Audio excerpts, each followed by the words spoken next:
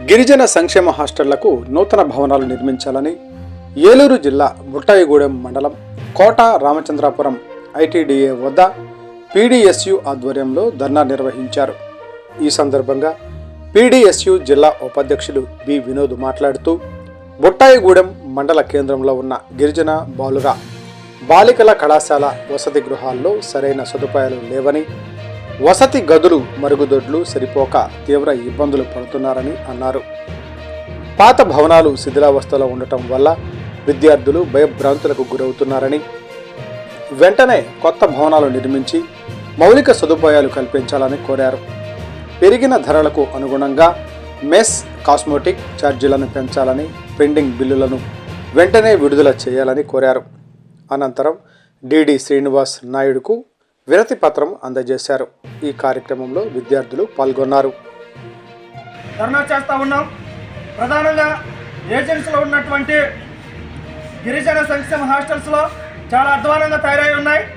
ఈ అధ్వానంగా తయారైనటువంటి హాస్టల్స్లో ఐటీడీ అధికారులు ఏమాత్రం పట్టించుకోవడం లేదు. దీనివల్ల గిరిజన హాస్టల్లో ఉన్నటువంటి విద్యార్థులు చాలా తీవ్రమైనటువంటి ఇబ్బందులకు గురవుతూ ఉన్నారు. బుట్టాయిగూడెం మండల కేంద్రంలో ఉన్నటువంటి గిరిజన బాలుర కళాశాల హాస్టల్ శిథిలావస్థలో చేరుకున్నది. వర్షాకాలం వస్తే పెచ్చులు ఊడి పడిపోతూ ఉన్నది. దీనివల్ల విద్యార్థులు తీవ్రమైనటువంటి భయాందోళనకు గురవుతూ హాస్టల్లో జీవిస్తూ ఉన్నారు. ఈ గిరిజన సంక్షేమ హాస్టల్కి నూతన భవనాలు నిర్మించాలని గత ప్రభుత్వం నుంచి అడుగుతున్నప్పటికీ ఐటీడీ అధికారులు కానీ, రాష్ట్ర ప్రభుత్వం కానీ, ఎమ్మెల్యే గారు కానీ ఏమాత్రం పట్టించుకున్నటువంటి పరిస్థితి ఈ రోజున ఏజెన్సీలో ఉన్నది. కాబట్టి ఏదైతే ఈ రాష్ట్రంలో కూటమి ప్రభుత్వం ఏర్పడింది, ఈ కూటమి ప్రభుత్వం కూడా మేము ఒకటే అడుగుతా ఉన్నాం.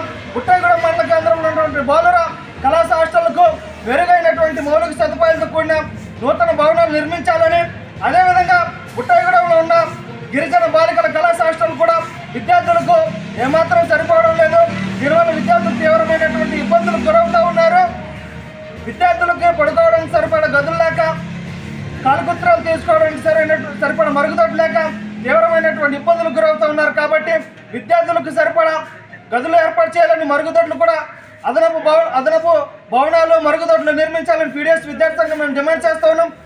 అలాగే ఈ రాష్ట్రంలో సంక్షేమ హాస్టల్ విద్యార్థులకి పెరిగిన ధరలకు అనుగుణంగా మెస్, కాస్మెటిక్ ఛార్జీలు పెంచాలని, పెండింగ్లో ఉన్నటువంటి బిల్లులు కూడా విడుదల చేయాలని పీడీఎస్ విద్యార్థి సంఘం మేము డిమాండ్ చేస్తూ ఉన్నాం.